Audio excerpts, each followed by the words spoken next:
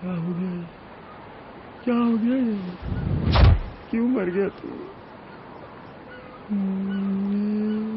मत रो बेटा, मत रो। तो क्या करूं? आज मेरी पहली डेथ एनिवर्सरी है। 1 साल से यहाँ लेटा हुआ हूँ।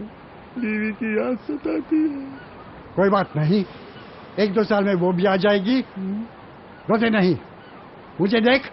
आपको तो एक्सपीरियंस है अंकल, मैं तो नया नया ही आया हूँ। अच्छा भूत ऐसे नहीं रोते। चल मैं तुझे पिक्चर दिखा लाता हूँ। कौन सी? भूत? 1 मिनट। चल जल्दी चल, नहीं तो शॉट छूट जाएगा। चल।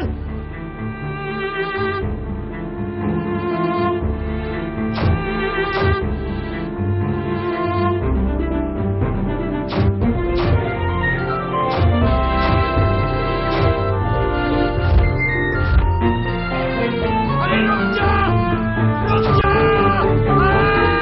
अरे रुक जा यार। अरे भूत के बच्चे, फिर मर गया।